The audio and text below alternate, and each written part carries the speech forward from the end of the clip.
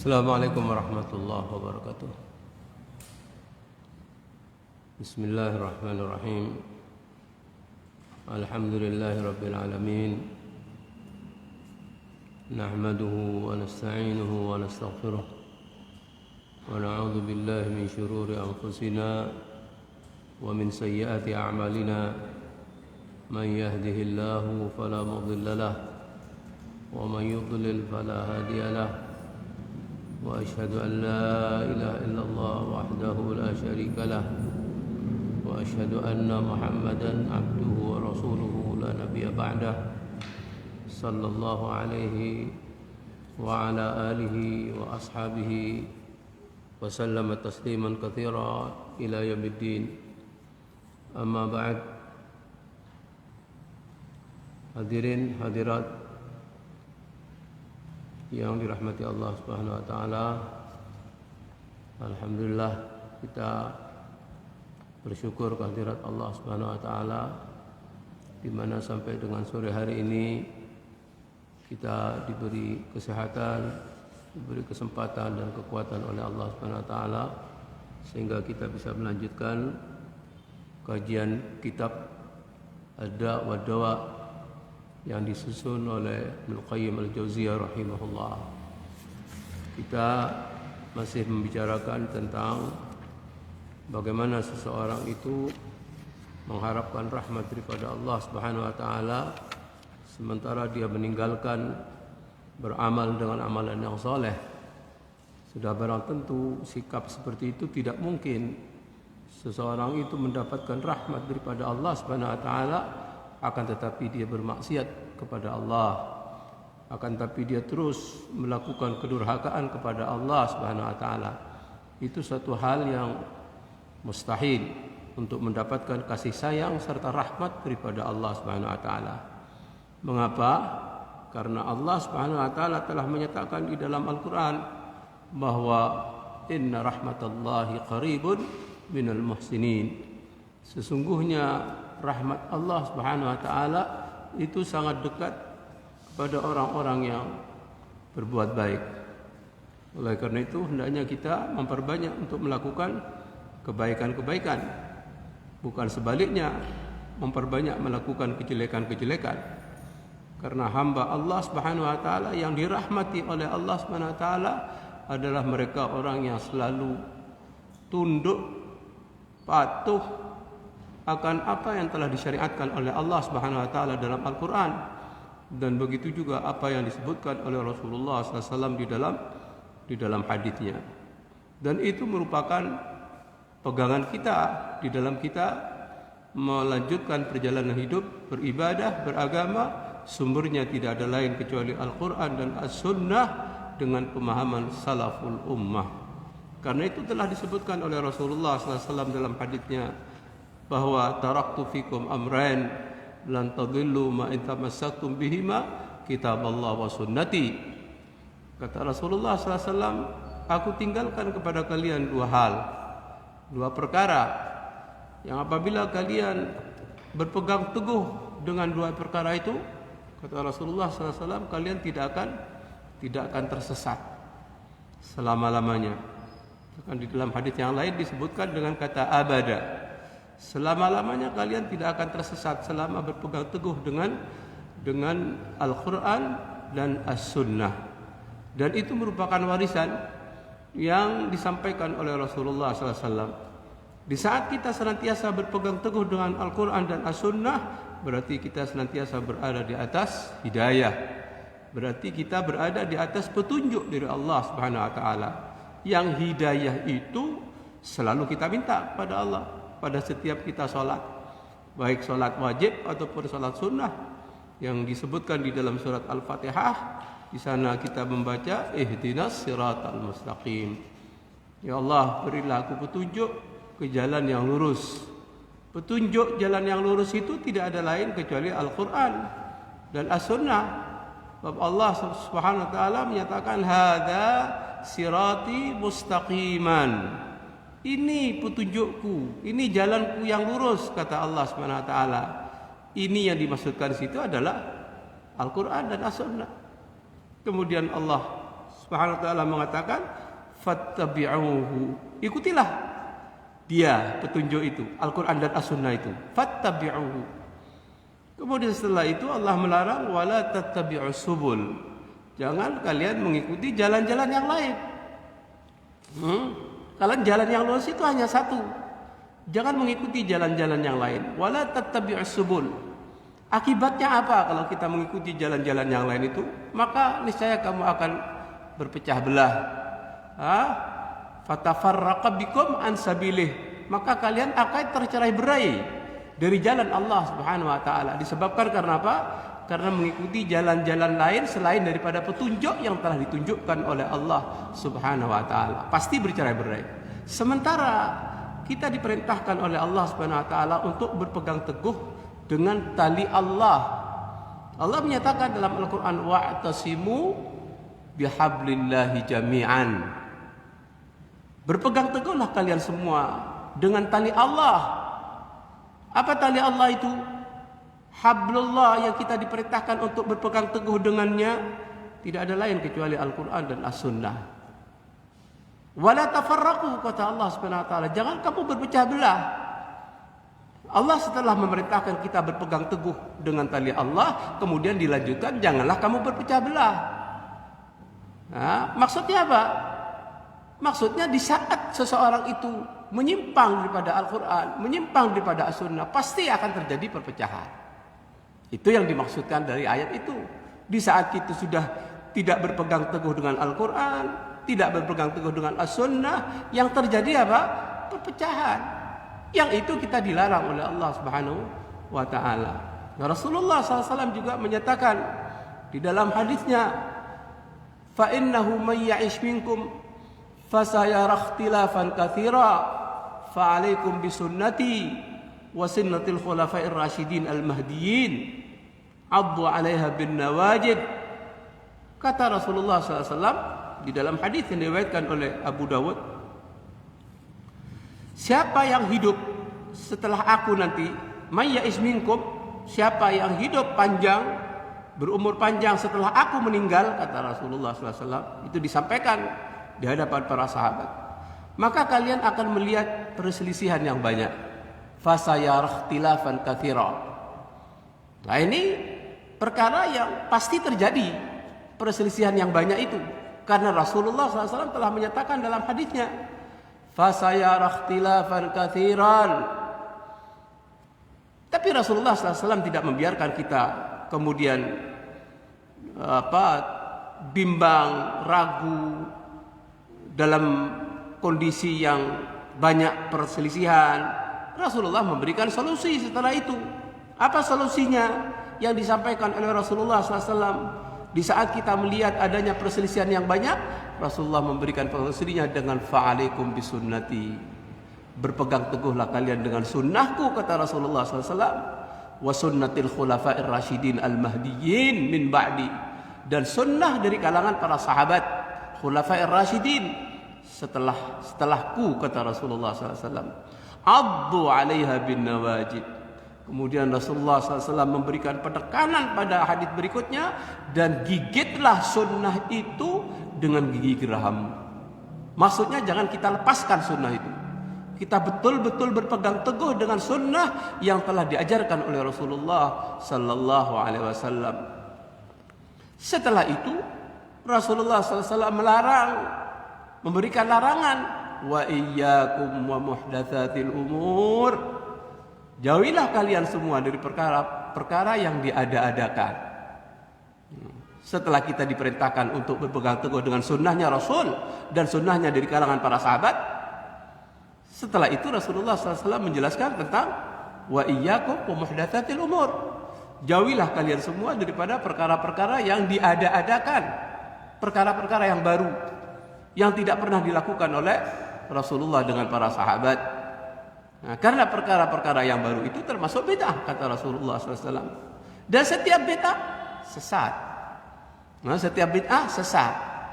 Rasulullah SAW sudah memberikan penjelasan, karena agama ini sudah sempurna, sehingga kita tidak perlu mencari petunjuk-petunjuk lain selain daripada petunjuk yang telah ditunjukkan oleh Allah, yaitu Al-Quran dan As-Sunnah. Orang yang masih mencari petunjuk selain daripada Al-Quran dan As-Sunnah, pasti dia tersesat jalannya. Faman ibtaghal huda fi ghairihi adallahu Allah. Kata Rasulullah SAW, barang siapa yang mencari petunjuk selain daripada petunjuk Allah Subhanahu wa taala, adallahu Allah, pasti Allah akan menyesatkan orang itu. Orang ini akan tersesat jalannya. Nah, sementara dia minta kepada Allah supaya ditunjukkan ke jalan yang lurus. Tapi ternyata masih mencari petunjuk-petunjuk lain selain daripada petunjuk yang telah ditetapkan oleh Allah Subhanahu wa taala.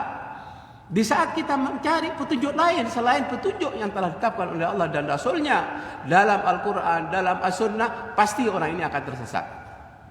Pasti orang ini akan tersesat. Makanya Rasulullah mengatakan, wa kullu muhdatsatin bid'ah. Setiap yang diada-adakan, orang yang mengada-adakan itu menganggap agama ini belum sempurna, belum lengkap.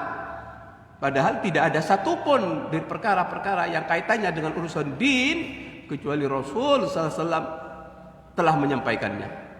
Rasul SAW telah memerintahkannya untuk dikerjakan. Begitu juga tidak ada satupun kejelekan yang tidak dijelaskan oleh Rasulullah SAW. Telah dijelaskan semua kejelekan-kejelekan itu agar kita bisa menjauhi daripada kejelekan itu. Sehingga lengkap Al-Quran itu sudah sempurna, dan apa yang diterangkan oleh Rasulullah SAW pun sudah sempurna. Karena sudah sempurna, maka jangan mencari petunjuk-petunjuk lain, kecuali kita kembali kepada Al-Quran, kembali kepada As-Sunnah. Sebagaimana Allah SWT menyatakan di dalam surat An-Nisa, فَإِن تَنَازَعْتُمْ فِي شَيْءٍ فَرُدُّوهُ إِلَى اللَّهِ وَالرَّسُولِ إِن كُنتُمْ تُؤْمِنُونَ بِاللَّهِ وَالْيَوْمِ الْآخِرِ ذَلِكَ خَيْرٌ وَأَحْسَنُ تَأْوِيلًا. Kata Allah Subhanahu wa taala, apabila kalian berselisih tentang satu perkara.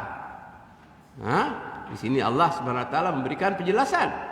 Apabila kalian berselisih tentang satu perkara, maka kembalikanlah perkara itu kepada Allah dan Rasul-Nya. Kembalikan kepada Allah yang dimaksudkan di situ adalah kembalikan kepada Al-Quran. Kembalikan kepada Rasul yang dimaksudkan adalah kembalikan kepada As-Sunnah. In kuntum tu'minuna billahi wal yawmil akhir. Kalau kamu benar-benar beriman kepada Allah, beriman kepada kehidupan akhirat. Beda dengan orang yang tidak beriman kepada Allah, orang yang tidak beriman kepada kehidupan akhirat, merujuknya tidak kembali kepada Al-Quran, kembali kepada akalnya, kembali kepada hawa nafsunya, yang semestinya akal dan hawa nafsu itu harus tunduk kepada Al-Quran, tunduk kepada As-Sunnah. Seperti itu mestinya untuk menjadi orang yang beriman dan sempurna dalam keimanannya. Sebagaimana Rasulullah SAW menyatakan di dalam hadisnya, la yu'minu ahadukum hatta yakuna hawahu taba'an lima ji'tu bihi. Kata Rasulullah SAW, tidaklah salah seorang di antara kamu beriman dengan iman yang sempurna, kecuali hawa nafsunya itu tunduk kepada apa yang telah aku bawa. Bukan dia mengikuti hawa nafsu, bukan mengikuti hawa nafsu, karena ada hawa nafsu yang mengajak kepada kejelekan, kejahatan, yang disebutkan dengan nafsu ammarah bisu, nafsu yang mengajak dengan ajakan yang kuat untuk melakukan kejelekan, untuk melakukan penyimpangan, untuk melakukan kedurhakaan kepada Allah dan Rasulnya. Itu nafsu ammarah namanya. Seperti itu. Tapi di saat hawa nafsu ini ditundukkan, disesuaikan dengan Al-Quran, dengan As-Sunnah, maka sudah barang tentu dia akan menjadi orang yang beriman, yang sempurna tentang keimanannya. Jadi orang yang menyimpang daripada Al-Quran dan As-Sunnah pasti sesat. Allah menyatakan dalam Al-Quran, dalam surat An-Nisa, kalau tidak salah surat ayat 115, di sana Allah SWT berfirman, wa ma yushaqiqir rasula min ba'di ma tabayyana lahul huda wa yattabi' ghaira sabilil mu'minin nuwallihi ma tawalla wa nuslihi jahannam wa sa'at masirah. Kata Allah Subhanahu wa taala, siapa yang wa man yushaqiqir rasul, siapa yang menentang Rasulullah sallallahu alaihi wasallam, siapa yang menyelisihi Rasulullah sallallahu alaihi wasallam, setelah petunjuk itu sudah jelas nyata adanya, min ba'di ma tabayyanahul huda, setelah petunjuk itu sudah ada, sudah nyata, sudah jelas, tapi dia masih mencari jalannya bukan jalannya orang yang beriman. Wa yattabi' ghaira sabilil mu'minin, dia mengikuti jalannya bukan orang yang beriman. Sabilil mu'minin di sini ditafsirkan di dalam ayat Al-Qur'an karena ayat ini turun pada masa sahabat Rasulullah, pada masa Rasulullah dengan para sahabat. Sehingga jalan orang yang beriman itu adalah jalannya para sahabat Rasulullah SAW yang mereka mendapatkan petunjuk dari Allah Subhanahu Wa Taala. Makanya Allah menyatakan wa may yattabi' ghaira sabilil mu'minin, barang siapa dan dia mengikuti jalannya bukan jalannya orang yang beriman, nuwallihi ma tawalla, maka kami akan palingkan dia. Kemana dia mau berpaling? Nah, ini menunjukkan istidraj, ya, menunjukkan isolak Allah Subhanahu Wa Taala. Istilah dalam bahasanya Rasulullah istidraj. Kami akan palingkan kemana dia mau berpaling. Wa nuslihi jahannam, setelah itu kami akan masukkan dia ke dalam neraka jahannam.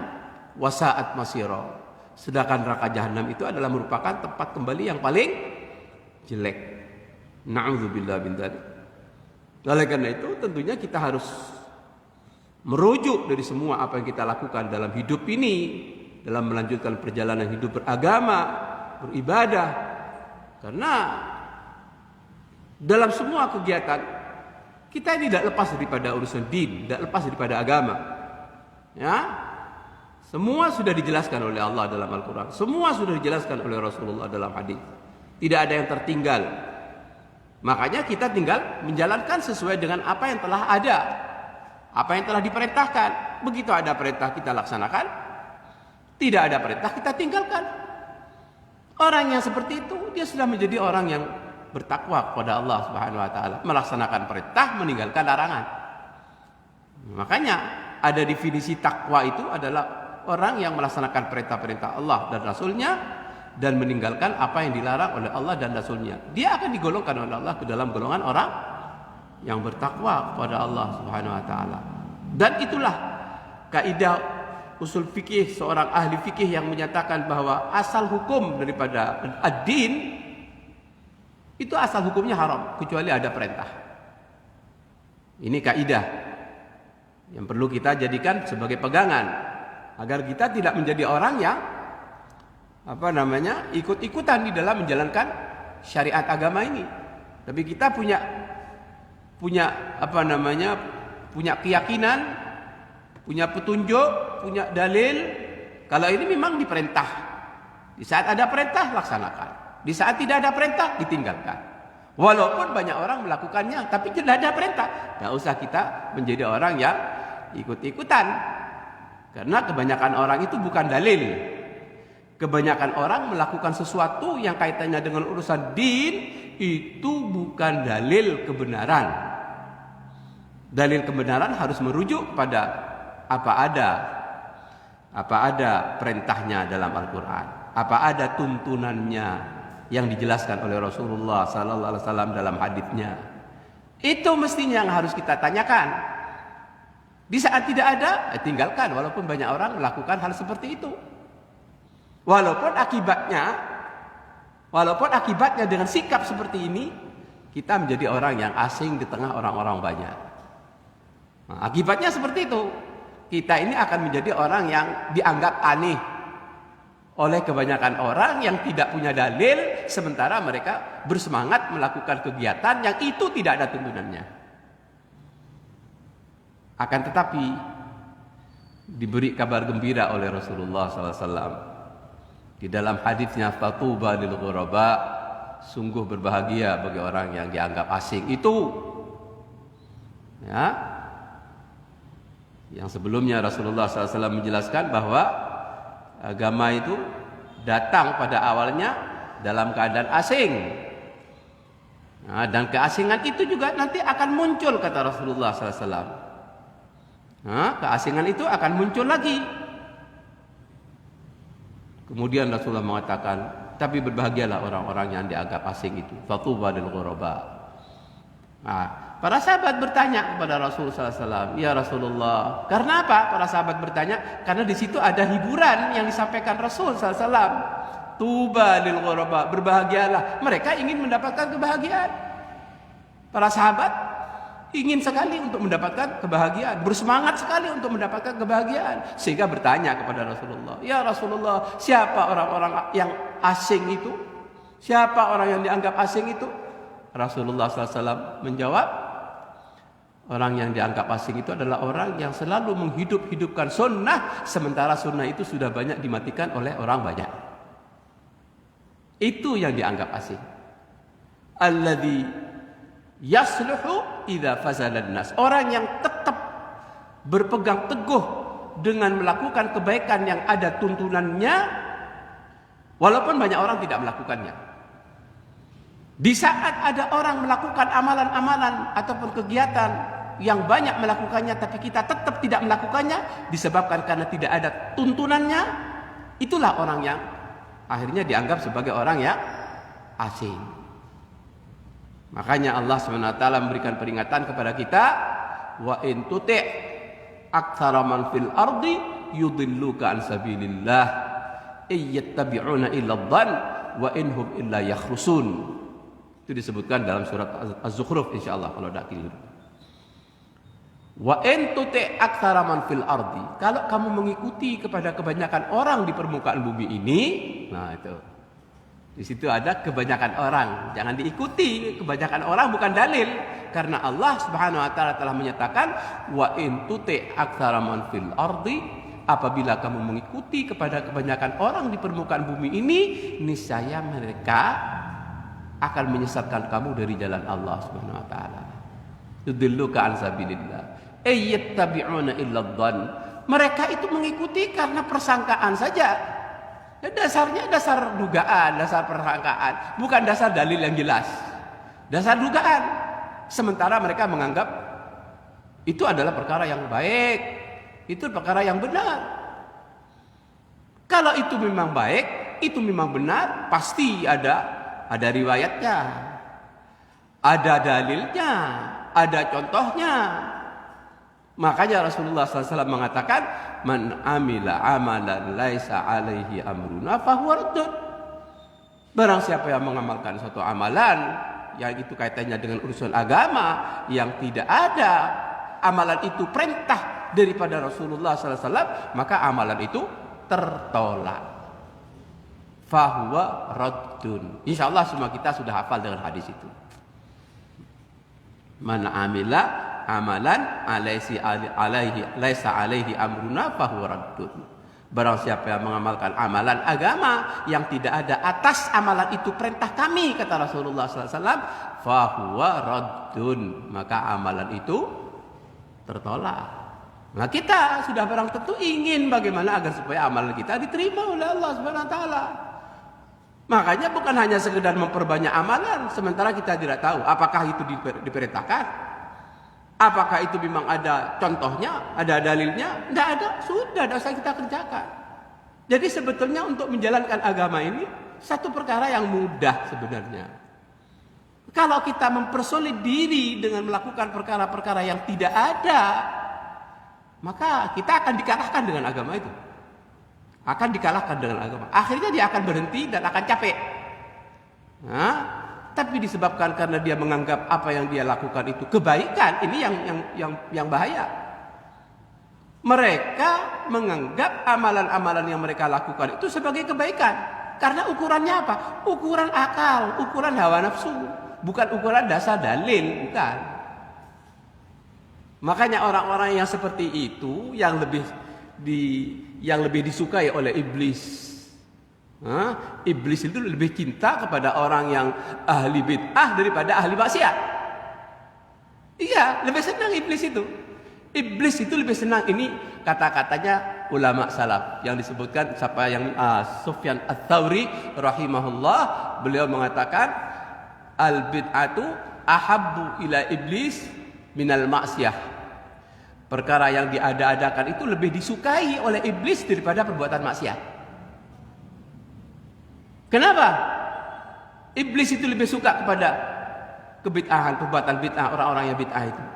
Karena mereka menganggap bahwa amalan mereka itu kebaikan, sehingga mereka sulit untuk bisa bertobat kepada Allah Subhanahu wa taala. Kecuali orang yang dirahmati oleh Allah Subhanahu wa taala. Ya, kecuali orang yang dirahmati.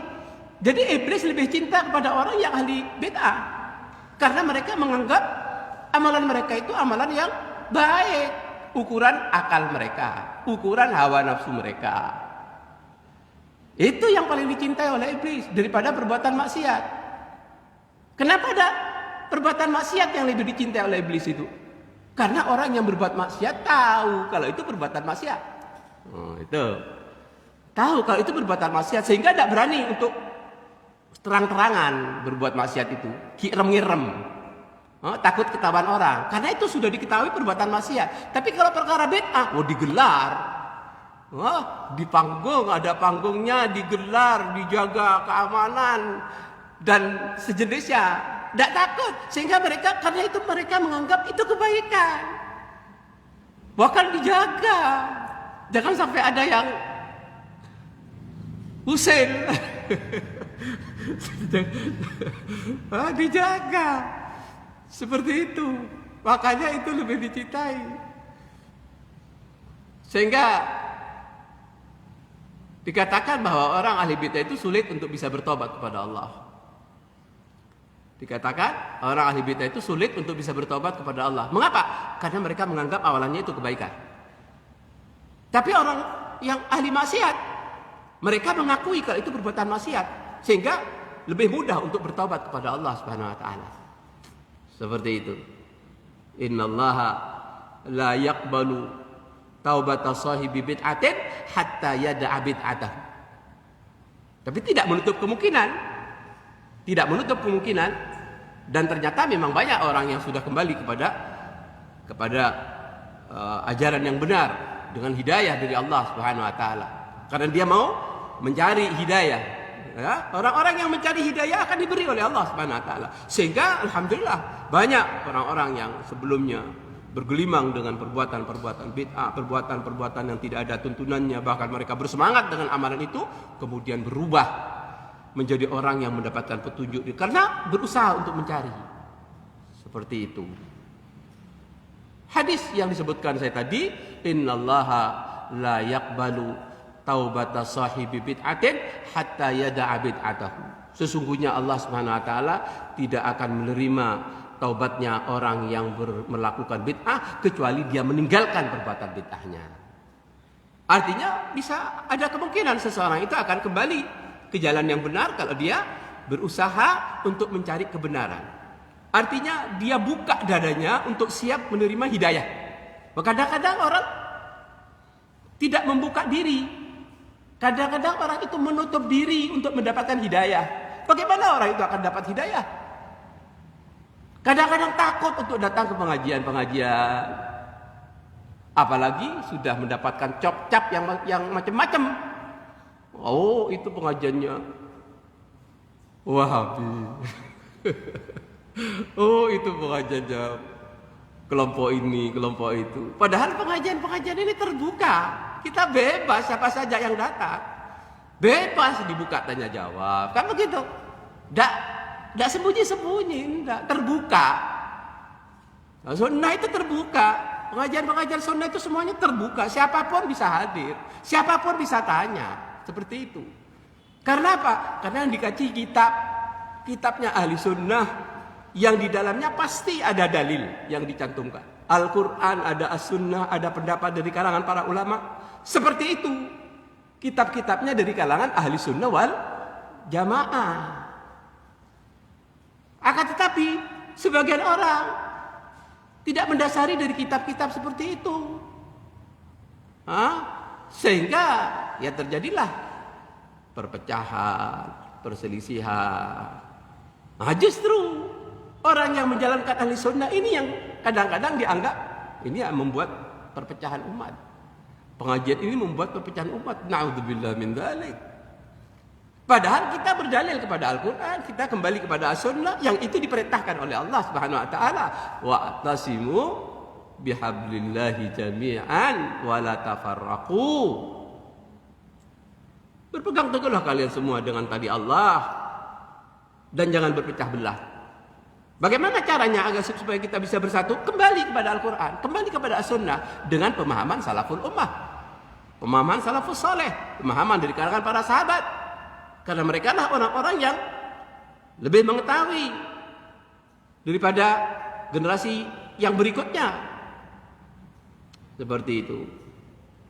Dikatakan kullu khairin fittiba'i man salaf wa kullu syarrin fibtida'i man khalaf.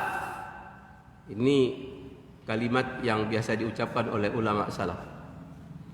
Kullu khairin ittiba'u man salaf. Setiap kebaikan mengikuti dari kalangan salafus saleh. Siapa salafus saleh itu? Orang-orang yang terdahulu yang saleh. Siapa mereka itu?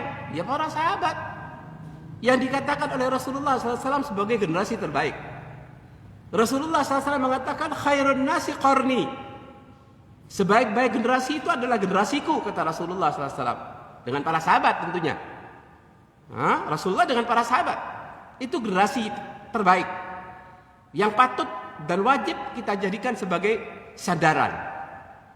Kullu khairun nasi qarni, thumma alladhina yalunahum, thumma alladhina yalunahum. Kemudian yang setelah itu, artinya murid-murid dari kalangan para sahabat yang disebutkan dengan tabi'in, ya, murid-murid dari kalangan para sahabat itu tabi'in, dan itu masuk kepada generasi terbaik. Thumma alladhina yalunahum, dan murid-murid dari kalangan tabi'in yang disebut dengan tabi'ut tabi'in. Ada sahabat, ada tabi'in, ada tabi'ut tabi'in. Ini 3 generasi yang dikatakan oleh Rasulullah SAW yang sudah mendapatkan rekomendasi langsung dari Rasul SAW bahwa mereka itu adalah generasi terbaik yang patut kita jadikan sebagai teladan di dalam melaksanakan berbagai kegiatan keagamaan. Seperti itu. Oleh karena itu jamaah sekalian, tentunya alhamdulillah kita diberi hidayah oleh Allah Subhanahu wa taala, yang tentunya kita berusaha untuk menjaga hidayah ini. Karena kita berada di zaman yang penuh dengan fitnah. Harus jaga hidayah ini. Kalau kita lalai, maka kita akan melepaskan hidayah itu. Jaga. Karena akan banyak orang-orang yang tidak suka kepada kita. Banyak orang-orang yang menyelisihi kita. Bahkan kita dianggap sebagai orang yang aneh seperti disebutkan tadi. Tapi berbahagialah orang yang asing, kata Rasulullah SAW. Jamaah sekalian yang dirahmati Allah Subhanahu wa taala. Sudah 4/4 sudah. Kita mencoba untuk melanjutkan sedikit dari beberapa hadis Rasulullah SAW yang terkait dengan bagaimana agar supaya kita terus mendapatkan rahmat daripada Allah Subhanahu wa taala. Syaratnya ya tentunya harus terus melaksanakan ketaatan kepada Allah Subhanahu wa taala. Jangan menyimpang daripada apa yang telah ditetapkan oleh Allah dalam Al-Qur'an dan apa yang telah ditunjukkan oleh Rasulullah SAW di dalam hadis. Hadis dari sahabat Abdullah bin Amr radhiyallahu anhu, Nabi sallallahu alaihi wasallam bersabda, "Man taraka as-salata sakaran marratan wahidatan faka'annama kanat lahu dunya wa ma 'alaiha fasalabaha. Wa man taraka as-salata sakaran arba'a marratin kana haqqan 'ala Allah ay yusqiyahu min tinatil khibal." Qila wa ma tinatul khibal ya Rasulullah? Qala usaratu ahli jahannam. Kata Rasulullah SAW, barang siapa yang meninggalkan salat karena mabuk. Hadis ini hadis yang sahih, diriwayatkan hadis hasan, ya, diriwayatkan oleh Imam Ahmad, Hakim dan Baihaqi. Barang siapa yang meninggalkan salat karena mabuk 1 kali, maka kata Rasulullah, faka'annama, maka seolah-olah dia memiliki seisi dunia, memiliki dunia dan seisinya, lalu dirampas oleh orang lain. Sudah memiliki dunia dan segala isinya, lalu dirampas oleh orang lain. Ini dibuat seperti itu perumpamaan oleh Rasulullah SAW. Makanya jangan sampai meninggalkan salat, apalagi meninggalkan salat karena mabuk. Meninggalkan salat ini merupakan dosa besar. Ya, meninggalkan salat merupakan dosa besar. Karena tidak ada keringanan yang boleh kita kemudian meninggalkan salat. Tidak ada keringanan yang boleh kemudian kita meninggalkan salat. Tidak ada keringanan yang dibenarkan kita meninggalkan salat dalam kondisi apapun. Dalam kondisi apapun. Kecuali sudah hilang akal. Sakit yang sangat parah dan sudah koma, tidak sadarkan diri, berarti itu sudah tidak ada taklif, tidak ada pembebanan di dalam melaksanakan ibadah.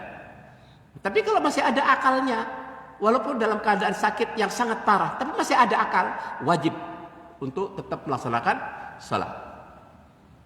Maka salat ini perkara yang utama dalam agama. Sampai Rasul SAW mengatakan, "I'lamu anna khaira a'malikum as-salah." Ketahuilah bahwa sebaik-baik amalanmu itu salat, kata Rasulullah SAW. Makanya harus kita jaga salat ini. Hafidhu 'ala shalawat. Allah perintahkan kita untuk menjaga salat-salat itu. As-shalawat itu semua salat, hendaknya kita diperintahkan untuk menjaganya. Hafidhu 'ala shalawat. Jangan sampai kita meninggalkan salat. Seperti itu. Sampai ada keterangan, man tarakas salata muta'ammidan faqad kafara jihara. Sampai ada keterangan yang menyatakan siapa yang meninggalkan salat secara terang-terangan, sungguh dia telah kafir dengan kafir yang nyata. Seperti ini ancaman yang berat, ya, ancaman yang berat. Makanya kita harus menjaga salat ini, dan ini merupakan mempunyai kedudukan yang besar dalam Islam tentang ibadah salat yang harus betul-betul kita perhatikan. Kalau orang itu sudah melalaikan di dalam urusan salat, berarti dia sudah tidak perhatian terhadap urusan agama. Orang yang lalai menyanyiakan urusan ibadah salat, berarti dia telah menyanyiakan urusan din, urusan agama. Karena perkara din yang paling pokok itu adalah salat. Sampai dikatakan dalam hadis Rasulullah SAW mengatakan, awwalu ma yuhasabu bihil abdu yaumal qiyamah as-salah. Pertama kali yang diperiksa, yang dihitung, yang diperiksa oleh Allah pada hari kiamat nanti salat. Fa in salahat salaha sairu amali. Kalau salatnya baik, akan ikut baik semua amalan yang lainnya. Wa in fasadat, kalau dia sudah tidak perhatian terhadap salat, rusak urusan ibadah salatnya, rusak semua amalan yang lainnya. Ini berarti seseorang itu bisa dilihat baik tidak baiknya, barometernya bagaimana perhatian dia terhadap salat. Seperti itu. Apalagi itu merupakan rukun Islam yang kedua setelah kalimat syahadat. Bagi orang yang masuk Islam setelah membaca 2 kalimat syahadat, langsung diperintahkan untuk salat. Setelah itu. Jadi rukun Islam yang kedua. Ini menunjukkan bahwa kedudukan salat dalam Islam itu sangat agung sekali. Di samping itu pula, perintah salat itu tidak sama seperti perintah ibadah-ibadah yang lainnya. Masih Rasulullah dipanggil oleh Allah Subhanahu wa taala untuk menghadap Allah ke langit. Kalau ibadah-ibadah yang lain lewat malaikat Jibril yang dijadikan sebagai perantara dari Allah kepada Muhammad Rasulullah SAW untuk menyampaikan wahyu lewat malaikat Jibril. Beda dengan ibadah salat ini. Ibadah salat Allah SWT mengundang Rasulullah SAW dengan Isra Mi'raj. Sampai ke Sidratul Muntaha, ke langit yang ke-7, di atasnya lagi. Di situ baru mendapatkan perintah salat. Ini menunjukkan istimewanya salat. Menunjukkan bahwa salat ini mempunyai kedudukan yang sangat tinggi. Sampai Rasul SAW diperintahkan untuk menghadap Allah Subhanahu wa taala, bukan lewat malaikat Jibril. Kalau yang lainnya Allah merintahkan malaikat Jibril untuk menyampaikan wahyu, disampaikan oleh malaikat Jibril kepada Nabi Muhammad sallallahu alaihi wasallam. Itu ibadah-ibadah yang lain, beda dengan salat. Ini menunjukkan keagungan tentang kedudukan ibadah salat. Begitu juga Rasulullah SAW perhatiannya terhadap umatnya agar betul-betul menjaga salat sampai di saat Rasulullah SAW mau menghembuskan nafasnya yang terakhir, kita masih diingat oleh Rasulullah SAW dengan kalimat ummati, ummati. Ini sesaat sebelum Rasulullah SAW menghembuskan nafasnya yang terakhir. Ummati, ummati, as-salah, as-salah, jaga salat, jaga salat. Setelah itu Rasulullah SAW meninggal dunia. Itu. Ini merupakan kedudukan salat yang sangat agung di sisi Allah Subhanahu wa taala. Oleh karena itu, jangan sampai kita meninggalkan ibadah salat ini. Apalagi meninggalkan salat dengan disebabkan karena mabuk. Minum minuman keras sampai mabuk. Maka perumpamaan yang disampaikan Rasul sallallahu alaihi wasallam, orang yang meninggalkan salat satu kali saja karena mabuk, maka seolah-olah dia memiliki dunia dan seisinya lalu dirampas oleh orang lain. Wa man taraka shalah sakaran arba'a marrat, siapa yang meninggalkan salat karena mabuk sampai 4 kali, maka sungguh Allah Subhanahu wa taala akan memberikannya minuman tinatul khibal. Yang disampaikan oleh Rasulullah di hadapan para sahabat, haqqan 'alallah, adalah merupakan hak Allah untuk memberinya minuman dari tinatil khibal. Sahabat bertanya, ya Rasulullah, apa tinatul khibal itu? Usaratu ahli jahannam, cairan tubuh dari penghuni neraka jahannam. Akan diberikan cairan tubuh akan diberikan minum berupa cairan tubuh dari penghuni neraka jahannam. Na'udzubillah min dzalik. Itu orang yang meninggalkan salat seperti itu. Makanya kita harus hati-hati menjaga ibadah salat kita ini, dan juga menjaga, dan orang tua diperintahkan untuk memperhatikan keluarganya di dalam urusan ibadah salat ini. Sampai Allah menyatakan wa'mur ahlaka bis salati wastabir 'alaiha, perintahkan keluargamu untuk menegakkan salat dan bersabarlah di dalam menegakkan salat itu. Jadi kita diperintahkan untuk menegakkan salat dan bersabar di dalam melakukan salat. Karena pentingnya masalah ibadah salat ini. Sampai Rasulullah mengatakan bahwa pencuri yang paling jelek itu adalah orang yang mencuri salatnya. Pencuri yang paling jelek itu adalah orang yang mencuri salatnya. Sahabat bertanya, gimana ada orang mencuri salat ya Rasulullah? Rasulullah menjawab, orang yang salat tapi tidak sempurna rukuk dan sujudnya, itu dianggap sebagai pencuri yang paling jelek. La yutimmu ruku'aha wa la sujudaha. Orang yang paling jelek salatnya itu adalah orang yang mencuri salat karena dia tidak menyempurnakan rukuk dan sujudnya. Berarti tidak khusyuk. Berarti tidak tumakninah di dalam melaksanakan ibadah salat. Sampai-sampai ada laki-laki yang datang di masjidnya Rasulullah sallallahu alaihi wasallam melakukan salat, kemudian datang kepada Rasulullah, ditolak oleh Rasulullah, kamu itu belum salat, padahal sudah salat. Salat lagi kata Rasulullah. Sampai 3 kali seperti itu. Kemudian laki-laki itu bertanya, ya Rasulullah, saya tidak bisa melaksanakan salat yang lebih baik daripada apa yang telah aku lakukan. Ajari aku salat. Ini menyadari kalau dia tidak tahu tentang ibadah salat yang benar. Berarti dia lakukan salat itu yang cepat. Yang penting dia sudah gugur daripada kewajiban salatnya. Itu yang dilakukan laki-laki tadi.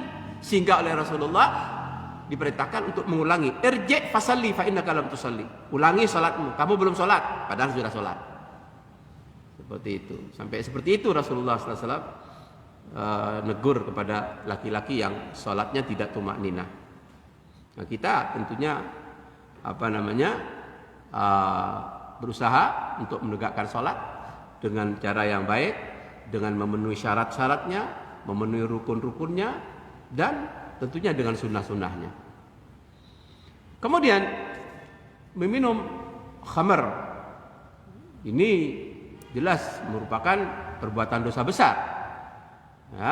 Merupakan perbuatan dosa besar. Bahkan sampai disebutkan dalam hadis, man syaribal khamra marrah lam tuqbal lahu salatu arba'ina sabah. Barang siapa yang minum khamr sekali saja, maka tidak akan diterima salatnya 40 hari. Fa in taba taballahu alaihi. Kalau dia bertaubat kepada Allah, maka niscaya Allah akan menerima taubatnya. Fala adri fi tsalitsah Au fir rabi'ah. Dan saya tidak mengetahui bagaimana kalau dia mengembalikan lagi, dan yang keempat lagi, fa in ada kana haqqan 'ala Allah. Kalau dia mengulangi lagi, maka dia terancam untuk mendapatkan minuman dari min radghatil khibal, dari keringatnya ahli neraka pada hari kiamat nanti. Itu disebutkan di dalam hadis yang sahih yang diriwayatkan oleh Imam Ahmad dan Ibnu Majah. Ini menunjukkan minum khamar ini perbuatan dosa yang besar, yang akan berakibat salatnya 40 hari tidak akan diterima oleh Allah Subhanahu wa taala, dan kalau dia bertobat diterima tobatnya. Kalau dia mengulangi lagi, maka dia akan berhak untuk tidak sempat bertobat. Dia akan diberi minuman oleh Allah Subhanahu wa taala dari keringatnya. Kalau tadi disebutkan dari cairan tubuh ahli neraka jahanam, dalam hadis yang ini dari keringatnya ahli neraka pada hari kiamat nanti. Ini menunjukkan bahwa minum-minuman keras ini merupakan dosa besar. Bahkan mendapatkan laknat dari Allah Subhanahu wa taala, tidak akan mendapatkan rahmat. Yang didapat adalah laknat, kutukan Allah Subhanahu wa taala. Laknat itu terusir dari rahmat Allah, itu laknat namanya. Ya, la'anallah, Allah melaknat minum-minuman keras, melaknat wasyaribaha, peminumnya, melaknat juga wasaqiyaha, penuang minumnya, yang membantu, yang menuangkan kepada orang lain untuk orang lain minum. Dia tidak minum tapi dia kena kepada laknat. Penuangnya gitu juga akan mendapatkan laknat Allah. Wabai'aha, penjualnya, pembelinya, pemerasnya. Apakah khamr itu dari buah-buahan, ya, dari anggur, dari kurma, pemerasnya dan pembuatnya, termasuk juga yang membawa khamr, pembawanya, wal mahmula, dan penadahnya, dan orang yang makan hasil penjualannya, semuanya itu kena laknat Allah Subhanahu wa taala. Ini menunjukkan khamr ini merupakan dosa yang sangat besar. Dan itu disebutkan dalam hadis yang diriwayatkan oleh Abu Dawud, At-Tirmidzi dari sahabat Ibnu Umar radhiyallahu anhuma. Seperti itu. Kemudian jamaah sekalian yang dirahmati Allah Subhanahu wa taala, satu lagi ya hadisnya. Hadis Muslim, Sahih Muslim, di mana disebutkan sami'tu Rasulullah sallallahu alaihi wasallam yaqul, kata seorang sahabat, aku pernah mendengar Rasulullah sallallahu alaihi wasallam bersabda, inna awwalan nasi yuqda fihi yaumal qiyamah thalathah. Sesungguhnya manusia yang pertama kali diadili oleh Allah Subhanahu wa taala di hari kiamat adalah 3 orang. Sesungguhnya manusia yang pertama kali diadili oleh Allah Subhanahu wa taala pada hari kiamat nanti itu adalah 3 orang. Yang pertama, rajulun ustushhida, seorang laki-laki yang mati syahid. Seorang laki-laki atau seseorang yang mati syahid. Orang ini pada hari kiamat didatangkan ke hadapan Allah Subhanahu wa taala, fa utiya bihi fa'arrafahu ni'amahu. Kemudian setelah didatangkan kepada Allah Subhanahu wa taala, Allah Subhanahu wa taala membeberkan kenikmatan-kenikmatan yang dahulu pernah diberikan oleh Allah Subhanahu wa taala di dunia. Dibeberkan, dijelaskan semuanya. Ini kenikmatan-kenikmatan yang telah aku berikan kepadamu dulu di dunia. Kemudian fa'arafaha, dia mengakui. Dia mengakui akan nikmat-nikmat itu yang telah diberikan oleh Allah Subhanahu wa taala di dunia. Faqala, kemudian Allah Subhanahu wa taala mengatakan kepadanya, ma amilta fiha, apa yang kamu lakukan dengan nikmat itu di dunia? Ditanya oleh Allah Subhanahu wa taala kepada orang yang mati syahid ini.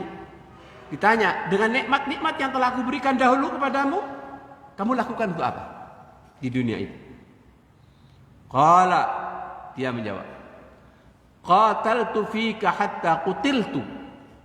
Ya Rabb, saya gunakan untuk berperang di jalan Engkau karena Engkau.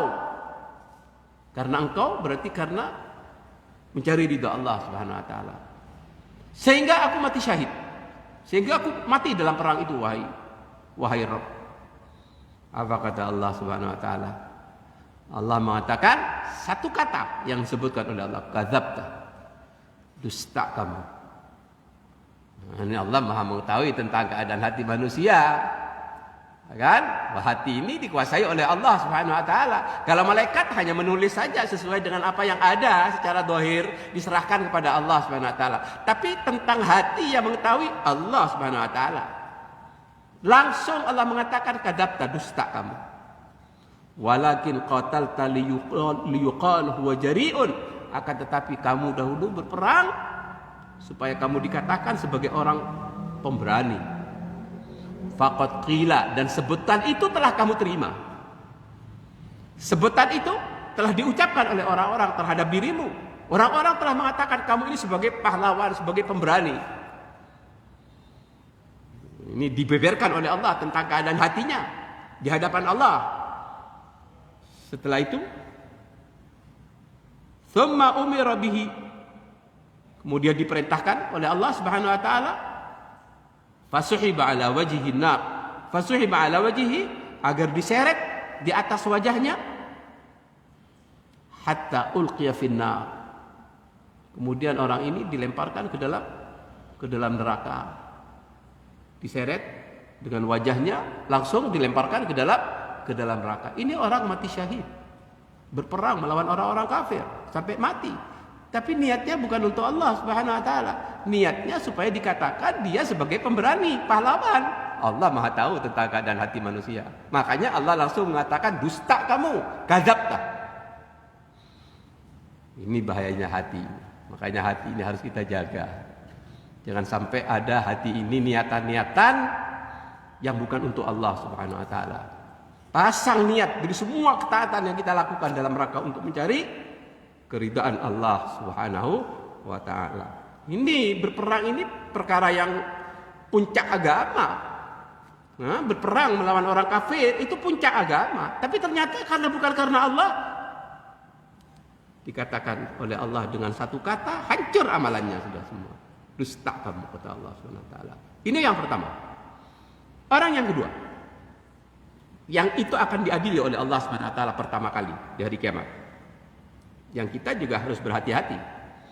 Ini penyakit yang sangat berbahaya karena ini urusan dalam. Urusan hati ini urusan dalam. Yang mengetahui tentang hati kita itu hanya Allah Subhanahu wa taala, diri kita dan Allah. Orang lain tidak tahu. Kemudian yang kedua, wa rajulun ta'allamal ilma. Ini termasuk kita ini. Seseorang yang mempelajari ilmu. Seseorang yang mempelajari ilmu. Wa 'allamahu. Kena kepada saya yang menyampaikan ini. Wa 'allamahu, dan orang yang mengajarkan ilmu. Orang yang mempelajari ilmu dan yang mengajarkannya, orang yang biasa baca Al-Quran, wa qara Al-Quran, itu orang yang akan pertama kali diperiksa oleh Allah setelah orang yang mati syahid tadi. Orang ini pada hari kiamat nanti didatangkan di hadapan Allah Subhanahu wa taala. Kemudian diberitahukan tentang nikmat-nikmat yang telah Allah berikan kepadanya pada waktu di dunia ini. Lalu diakui oleh orang ini. Dia mengakui akan nikmat-nikmat yang telah Allah berikan kepadanya. Oh, ini memang telah diberikan oleh Allah Subhanahu wa taala. Allah bertanya kepada orang ini, apa kata Allah? Ma'amilka fiha. Apa yang kamu lakukan dengan nikmat-nikmat itu di dunia? Orang ini mengatakan, ta'allamtu fikal ilma wa 'allamtuhu. Allah, aku belajar ilmu ini hanya karena Engkau, untuk mencari ridhamu ya Allah, dan aku mengajarkan juga karena Engkau ya Allah. Wa qara'ta fikal Quran, dan aku juga membaca Al-Quran karena Engkau ya Allah Subhanahu wa taala. Allah Subhanahu wa taala mengatakan kadzabta, dusta kamu, kata Allah. Walakinnaka ta'allamta liyuqal huwa alim. Sesungguhnya kamu ini dahulu belajar supaya disebut, supaya dikatakan orang kamu ini sebagai orang yang alim. Dan sebutan itu telah kamu terima. Orang-orang sudah menyebutkan dia orang yang alim. Faqad qila, kamu juga membaca Al-Quran supaya disebutkan sebagai qari. Dan itu juga sudah disebutkan. Sebutan orang-orang sudah menyebutkan kepada orang ini kalau dia sebagai alim, sebagai qari. Lalu sudah dibentangkan seperti itu oleh Allah SWT tentang keadaan niatnya itu diperintahkan oleh Allah agar diseret. Lewat bawah wajahnya itu langsung dilemparkan juga ke dalam neraka.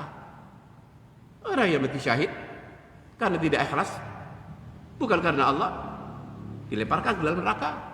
Orang yang belajar, orang yang mengajarkan ilmu karena ingin supaya disebutkan sebagai orang yang alim atau disebutkan sebagai orang yang ahli baca Al-Quran, qari, berarti niatnya bukan karena Allah Subhanahu wa taala. Langsung Allah mengatakan, dusta kamu. Kamu belajar itu supaya dikatakan sebagai alim, supaya dikatakan sebagai qari, dan itu sudah disebutkan oleh orang-orang terhadap dirimu. Diperintahkan oleh Allah untuk diseret lewat wajahnya, langsung dilemparkan ke dalam neraka. Kemudian yang ketiga, warajulun wassa'allahu alaihi rizqah. Seseorang yang diberi limpahan rezeki oleh Allah Subhanahu wa taala, diluaskan rezekinya di dalam kehidupan di dunia dahulu sehingga dia menjadi orang yang kaya raya. Wa a'tahu min asnabil mal kullih. Allah Subhanahu wa taala memberikan kepadanya di dunia dahulu berbagai jenis kekayaan. Ini menjadi orang yang kaya raya. Berbagai jenis kekayaan diberikan oleh Allah kepada orang ini.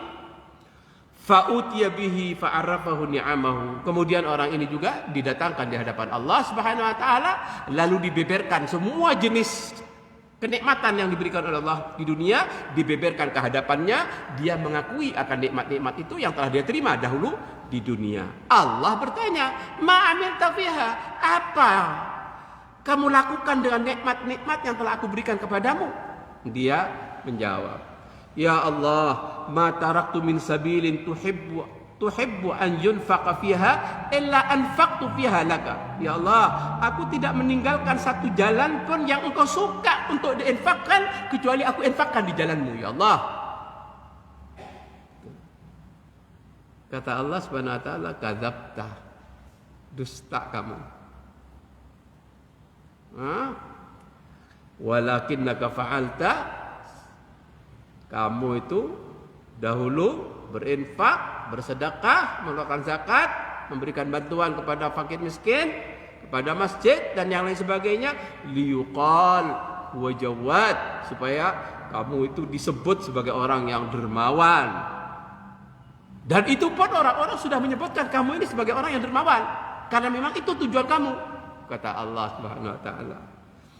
Kemudian orang ini diperintahkan agar diseret wajahnya lalu dilemparkan ke dalam neraka. 3 orang ini orang-orang yang ahli semua. Yang pertama mati syahid, yang kedua orang alim, ahli baca Quran, orang yang ahli dermawan, bersedekah, ahli zakat, tapi hatinya bukan karena Allah Subhanahu wa taala. Oleh karena itu tentunya kita berusaha ya agar kita menjaga hati kita ini jangan sampai dari amalan kebaikan yang kita lakukan, dari semua ketaatan amalan ibadah yang kita lakukan, dari kebaikan-kebaikan yang kita lakukan, jangan sampai ada tujuan lain selain hanya untuk mencari ridha Allah Subhanahu wa taala. Ikhlas hanya untuk Allah Subhanahu wa taala. Karena ikhlas itu menjadikan Allah menjadi satu-satunya tujuan di dalam kita melaksanakan kebaikan, melaksanakan ketaatan, melaksanakan ibadah kepada Allah hanya untuk mencari ridho Allah Subhanahu wa taala. Minta kita kepada Allah terus agar kita diberi keridhaan oleh Allah. Allahumma inni as'aluka ridhaka, ya Allah aku mohon akan keridhaanmu. Agar supaya hati ini, karena perkara ini sangat tipis di dalam hati. Sangat tipis sekali di dalam hati ini. Sangat bahaya dan ini yang ditakutkan oleh orang-orang salafus saleh. Karena ini berubah-ubah hati, namanya hati itu berubah-ubah. Itu yang sangat ditakutkan.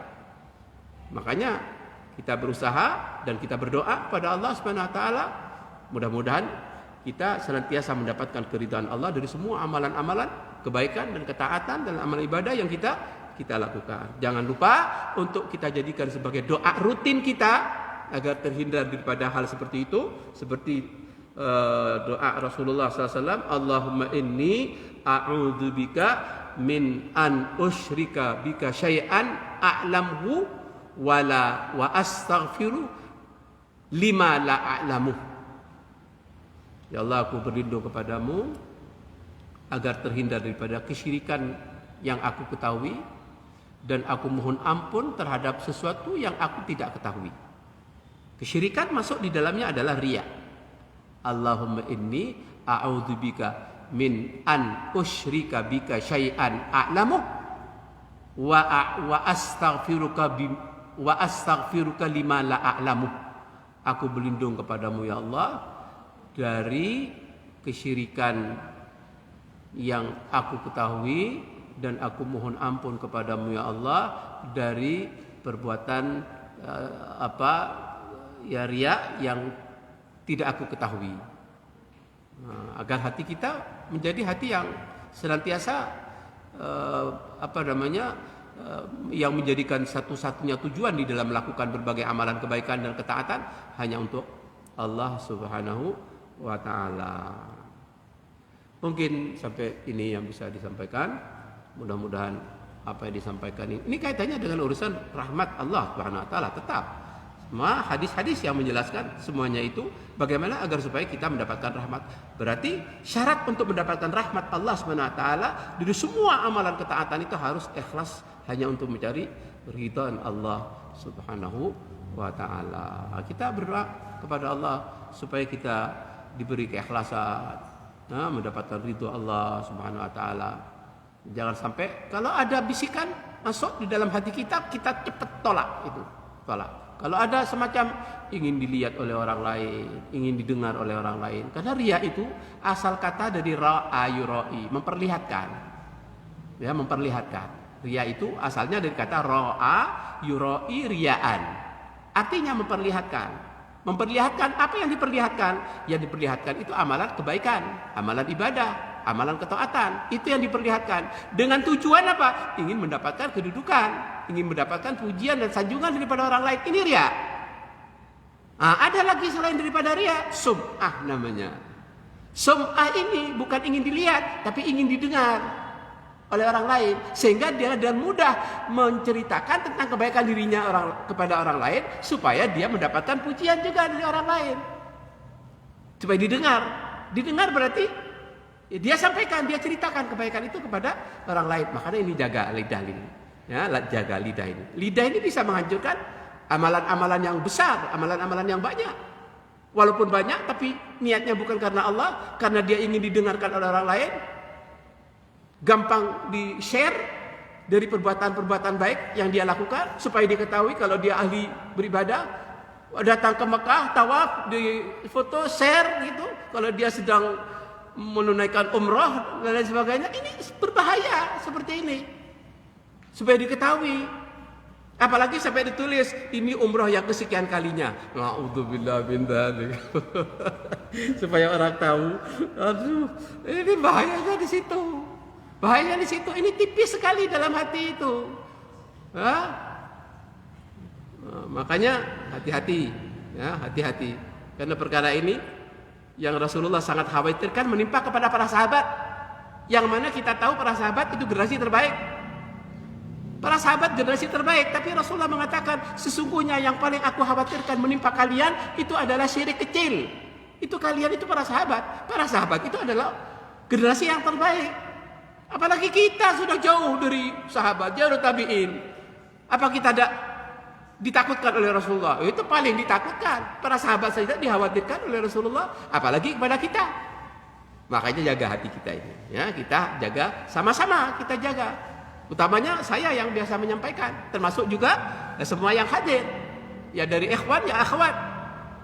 Jangan biasakan kita ceritakan tentang kebaikan diri kita. Semua apa yang kita lakukan dari kebaikan pasti dicatat oleh Allah dan akan dibalas. Tidak usah khawatir, tidak usah di-share-sharean, tidak usah. Ya, sekarang zamannya share sekarang ini masalahnya. Begitu dia memberikan. Kalau niatnya bagus, sebetulnya memang tidak apa-apa. Tapi khawatir berubah. Itu yang dikhawatirkan. Seperti yang pernah saya sampaikan, ayat yang tadi malam yang saya sampaikan, karena menjawab pertanyaan itu, Allah berfirman, in tubdus sadaqat fa ni'ma. Kalau kamu memperlihatkan, menampakkan sedekah yang kamu keluarkan itu baik bagi kamu. Tapi kalau kamu sembunyikan, kamu berikan kepada fakir miskin, itu lebih baik. Nah, kita tentunya kalau ragu-ragu tentang keadaan hati kita, lebih baik tidak usah kita share, tidak usah kita share. Sudah, yang penting kita beramal, kita berusaha ikhlas karena Allah Subhanahu wa taala, tidak usah cerita-cerita. Tidak usah cerita-cerita. Itu apa? Sembunyikan sudah. Allah cinta kepada orang yang tersembunyi. Allah cinta. Dan itu disebutkan dalam hadis. Rasulullah bersabda, "Innallaha yuhibbut taqiyya al-ghaniyya al-khafiyya." Nah, itu dalam hadis yang sahih. Sesungguhnya Allah cinta kepada orang yang bertakwa. Allah cinta kepada orang yang kaya hati. Allah cinta kepada orang yang tersembunyi. Tersembunyi tidak mudah bercerita tentang kebaikan dirinya kepada orang lain. Tersembunyi. Seperti itu. Itu dicintai oleh Allah Subhanahu wa taala. Kita mengharapkan kecintaan Allah. Syaratnya kita bagaimana kita menjadi orang bertakwa, bagaimana kita menjadi orang yang mempunyai hati yang senantiasa puas dengan apa yang telah ditetapkan oleh Allah, menjadi kaya hati. Karena kekayaan itu pada hakikatnya orang yang kaya hati. Miskin itu pada hakikatnya orang yang miskin hati. Rasulullah menyatakan, laisal ghina an kathratil arad walakinnal ghina ghinan nafs. Sesungguhnya kekayaan itu bukan orang yang banyak harta kekayaannya, kata Rasulullah SAW dalam hadisnya. Tapi yang dikatakan sebagai orang kaya itu orang yang kaya hati. Orang kaya hati itu adalah orang yang senantiasa qanaah, merasa puas dengan apa yang telah ditetapkan oleh Allah Subhanahu wa taala. Seperti itu. Bukan berarti dia harus tidak berusaha, bukan itu. Dia mau meningkatkan ekonominya, boleh seperti itu, meningkatkan tapi dengan jalan yang benar. Dengan jalan-jalan yang dibenarkan dalam syariat agama, bukan dengan jalan yang tidak benar. Dengan cara macam-macam yang diharamkan oleh Allah, jangan diikuti. Itu tidak boleh seperti itu. Ini namanya orang yang tidak qanaah. Tapi orang yang kaya hati, dia merasa puas dengan apa yang telah ditetapkan oleh Allah pada dirinya. Makanya Rasulullah mengatakan kepada sahabat Abi Hurairah, ya, ittaqillaha, ittaqil maharima takun a'badan nas. Ini nasihat Rasulullah kepada sahabat Abi Hurairah, yang tentunya untuk kita semua juga nasihat itu sebagai umatnya. Ittaqil maharima takun a'badan nas. Takutlah kamu, hindarilah dari perkara-perkara yang diharamkan oleh Allah, niscaya kamu akan menjadi orang yang ibadahnya paling bagus. Itu. Jadi Rasulullah mengatakan, orang yang mampu untuk menjaga diri perkara yang diharamkan oleh Allah, maka orang ini orang yang ibadahnya paling bagus. Kemudian kata Rasulullah, ittaqil maharim takun abanas warda bima qasamallahu laka takun aghnan nas. Bersikap ridhalah kamu terhadap apa yang telah ditetapkan, yang telah dikaruniakan Allah kepadamu, niscaya kamu akan menjadi orang yang paling kaya. Berarti yang disebutkan dengan orang yang Allah cinta kepada orang kaya itu maksudnya kaya hati, merasa puas dengan apa yang telah ditetapkan oleh Allah Subhanahu wa ta'ala. Mungkin ini yang bisa disampaikan, semoga bermanfaat bagi kita semuanya. Aku qouli hadza wa astaghfirullahaladzim li wa lakum fastaghfiruh innahu huwal ghafurur rahim. Silakan kalau ada yang mau ditanyakan.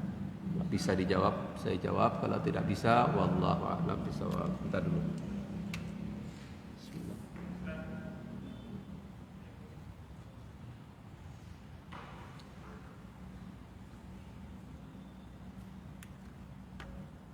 Odol. Yang kerasnya?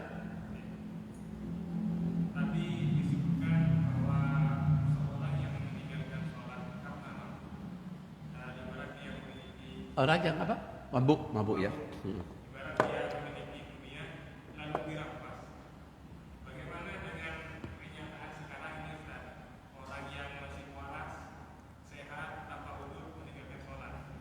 Gimana dengan orang ini? Iya. Makanya Di dalam keterangan yang lain, seperti saya sudah sebutkan tadi juga, barang siapa yang meninggalkan sholat secara sengaja, berarti orang ini tidak ada uzur. Man tarakas salata muta'ammidan, barang siapa yang meninggalkan sholat secara sengaja, berarti tidak ada uzur. Dia dalam kondisi sehat, tidak dalam kondisi sakit, tidak dalam bepergian, tidak dalam apa yang melatar belakangi dia untuk bisa meninggalkan sholat. Dia meninggalkan sholat dengan sengaja. Sungguh kata Rasulullah SAW, dia telah kafir dengan kafir yang nyata. Tapi hadis ini diperselisihkan oleh para ulama. Kata kafir ini sebagai kata ancaman, bukan kemudian kafir lalu keluar dari Islam.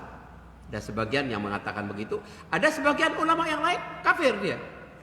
Kalau terus dia meninggalkan sholat, kafir, keluar dari Islam, walaupun dia menamakan dirinya sebagai muslim. Sampai para ulama mengatakan kalau dia mati jangan disalatkan dan jangan dikuburkan di kuburan orang-orang Islam, dan tidak boleh keluarganya itu minta agar umat Islam menyolatkan dirinya. Sampai ke sana para ulama itu.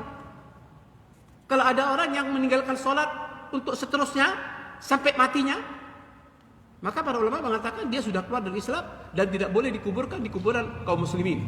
Keluarganya juga tidak boleh meminta orang lain untuk menyolatkan orang ini. Seperti itu. Kecuali kalau kita tidak tahu, kita datang ke masjid, ada jenazah, karena lingkungannya orang muslim, kita husnudzon, kita nyolatkan. Kalau kita tahu, kalau dia memang sama sekali tidak sholat, tidak usah disolatkan. Wallahu a'lam bishawab. Seperti itu.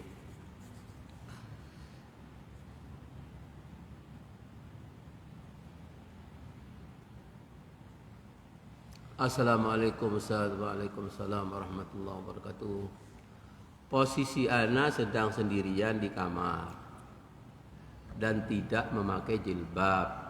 Bolehkah anak membaca zikir pagi petang tanpa menggunakan jilbab? Jawabannya boleh. Boleh, kan tidak ada orang di kamar sendirian. Kita membaca zikir pagi, zikir petang, boleh, tidak apa-apa. Tidak ada larangan. Jazakallah khair wa iyyak. Ya, tidak ada larangan karena di kamar sendirian, kecuali di luar kamar, di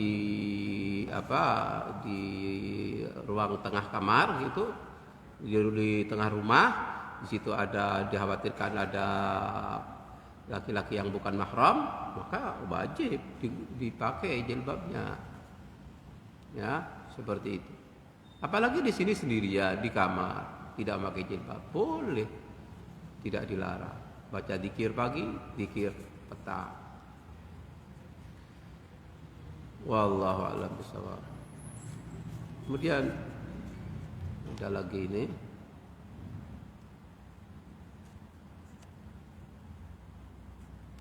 Assalamualaikum Ustaz, semoga selalu dalam ridha Allah, amin. Semoga kita sama-sama mendapatkan ridhaan Allah Subhanahu wa taala. Bagaimana Ustaz dengan adanya persepsi ini? Jangan menunggu ikhlas untuk melakukan kebaikan. Bagaimana menurut pendapat Ustaz? Ikhlas ini roh daripada amalan ibadah yang kita lakukan. Amalan diibaratkan sebagai jasad. Kalau ikhlas itu tidak ada, berarti tidak ada ruh. Berarti tinggal badannya saja. Amalan yang dia lakukan tanpa ikhlas tidak akan diterima. Amalan yang dia lakukan tanpa ikhlas tidak akan diterima. Kecuali kalau dia biasa tidak ikhlas, dia ingin memerangi dirinya, dia terus melakukan kebaikan supaya dia sampai kepada derajat ikhlas. Karena memang ini perlu latihan. Jangan dibiarkan di saat ada bisikan dalam hati untuk supaya apa yang kita lakukan diketahui orang, ditolak. ditolak dengan istighfar, ditolak dengan a'udzubillahi minasyaitonirrajim, ditolak seperti itu. Kemudian lanjut kita melakukan kebaikan itu.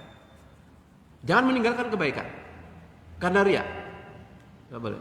Orang yang meninggalkan karena orang lain, seperti dikatakan oleh Fudail bin Iyad rahimahullah. Ini juga ulama tabi'in. Beliau mengatakan meninggalkan amalan karena manusia. Ini riya. Meninggalkan amalan karena manusia. Dia tidak beramal karena takut riya. Gitu. Berarti dia meninggalkan amalan karena manusia. Ini riya, katanya Fudail bin Iyad. Melakukan karena manusia, ini syirik. Beramal karena manusia, ini syirik. Bagaimana ikhlas ini? Ikhlas ini terhindar dari kedua-duanya itu.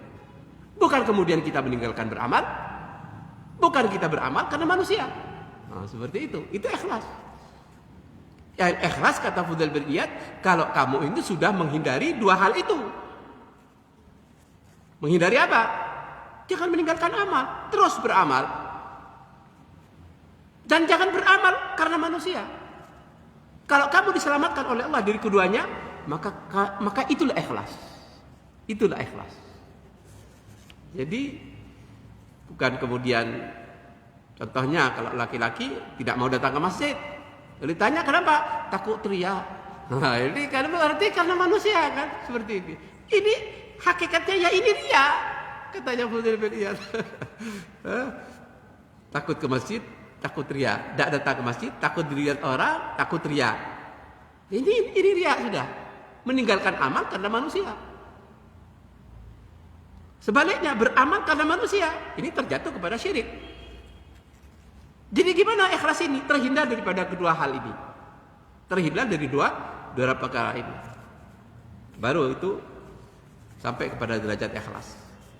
Dan ini perlu kita berusaha, ya, perlu kita berusaha. Di saat ada bisikan-bisikan, maka tolak itu, ditolak. Termasuk juga dalam urusan ibadah. Ada yang disebutkan dengan asyirkul khafi, syirik yang samar. Syirik yang samar itu kata Rasulullah SAW lebih berbahaya daripada Masih Dajjal dalam hadisnya. Apa syirik samar itu? Ditanyakan oleh sahabat.